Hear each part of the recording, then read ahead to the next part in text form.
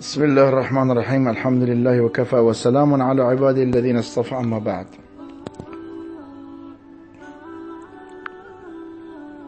یک ذکری از رسول الله صلی الله علیه وسلم ثابت شده که خیلی آسانه، همه میدونن. متاسفانه ما از این گنجهای نبوی که من بارها هم در فایل های قبلی که درباره ذکر و دعا صحبت میکردم گفتم، ما خیلی گنج بزرگی داریم. رسول الله صلی الله علیه و سلم به ما یک تحفه های هدایایی داده که اینها داره گرد خاک میخوره، مردم استفاده نمیکنن. همه میدونن و خیلی میدونن. حالا شاید این الان به این سبکی که من دارم میگم شاید خیلی نشنیده باشن. حالا من سعی میکنم طوری توضیح بدم که برادران و خواهران عزیز این ذکر رو از دست ندن. روزانه یک ذکر بسیار آسونه. پیامبر صلی الله علیه و سلم به ما یاد داده. این ذکر باعث میشه که گناهانت پاک بشه، درجاتت بلند بشه، اجر ثواب زیادی حاصل بکنی. بلکه مهمترین چیزی که در این ذکر هست که من میخوام تاکید بکنم، امروز متاسفانه زیاد مردم درگیر سحر و جادو و حسد و چشم و جن و اینا هستن، خیلی زیاد دیده میشه. این ذکر باعث میشه که انسان محفوظ بمانه. هیچ شیطانی نمیتونه، کسی که این ذکر بخونه در قلعه محکمی قرار میگیره، هیچ شیطانی نمیتونه به او دسترسی پیدا بکنه. نه جن، نه شیطان، نه سحر، نه حسد. میشه یک قلعه محکم. برادران و خواهران عزیز، این ذکر رو از دست ندید. از دست ندید. این ذکر خیلی آسانه، همتون بلدید.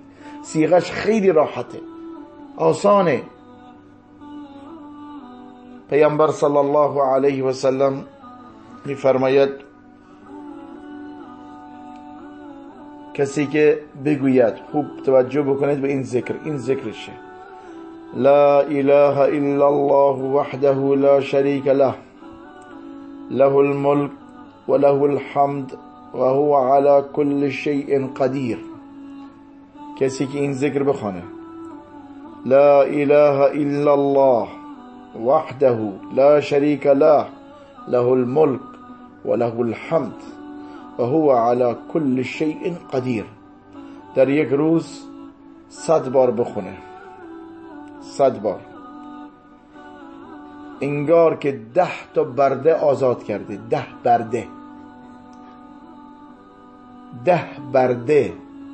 این کسانی که در بند بودن، برده بودن، اسیر بودن، اونها رو آزاد کرده. این یک. و 100 نیکی بر او نوشته میشه. 100 نیکی براش نوشته میشه و هر نیکی هم 10 برابر میشه. یادتون باشه، حداقلش 10 برابر. 100 گناهش پاک میشه. 100 گناه.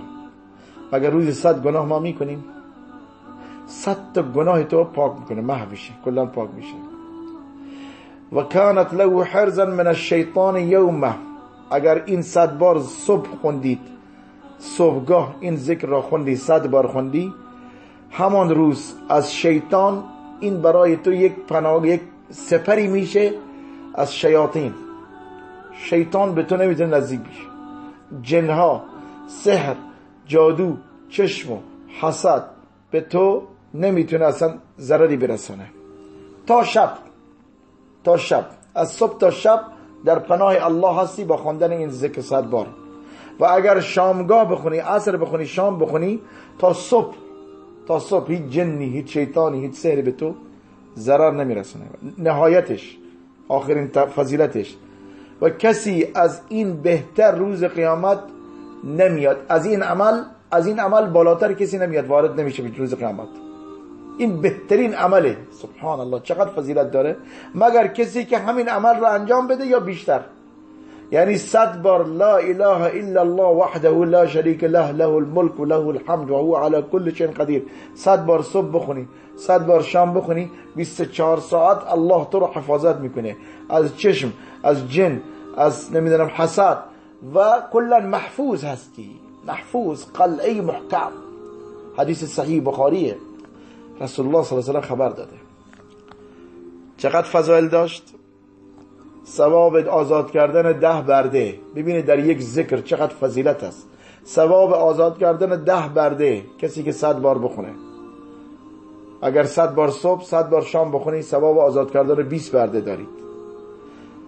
100 تا گناهت پاک میشه، 100 تا ثواب برات نوشته میشه. روز دو بار 100 بار بخونی یعنی صبح 100 بار پاک میشه، شام هم 100 بار گناهت پاک میشه. 100 تا حسنه نصیبت میشه صبح، شب هم 100 تا حسنه یعنی 200.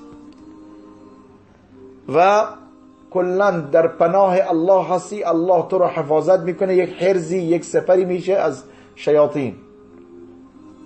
ما میبینیم امروزه بیشتر چشم و حسد و سحر و اینا توسط شیاطین است.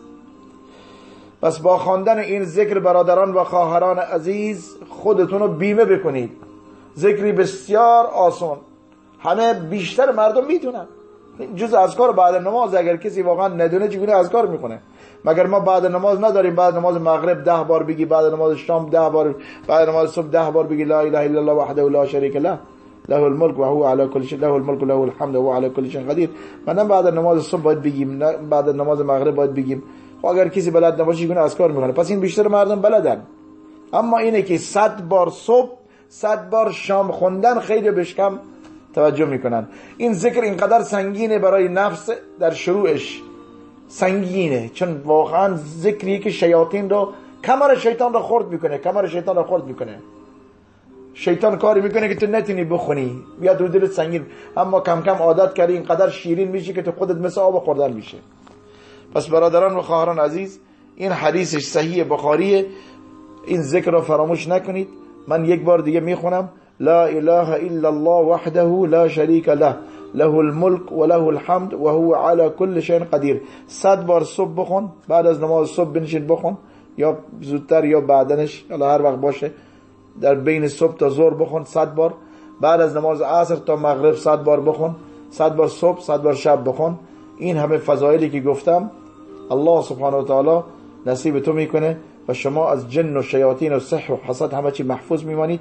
این ذکر را بخوانید، به دیگران برسانید، بهش عمل بکنید، فراموش نکنید. از این گوش بشنوید به این گوش در بکنید، نه، این هدیه رسول الله صلی الله علیه و سلم برای حفاظت شماست.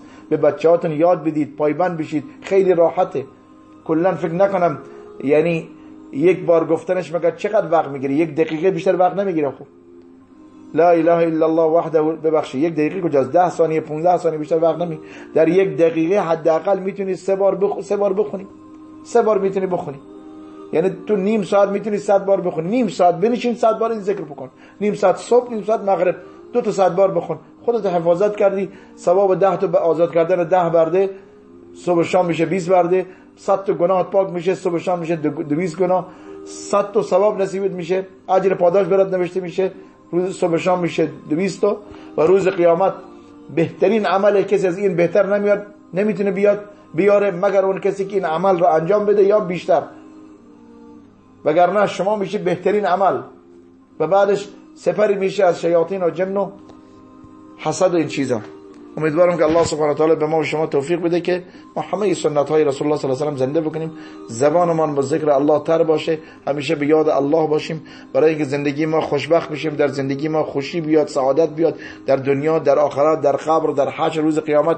بهترین نجات دهنده در این چیز انسان در قبر ذکر الله است. ذکر الله زیاد بکنید، این یک نوع از ذکر الله است.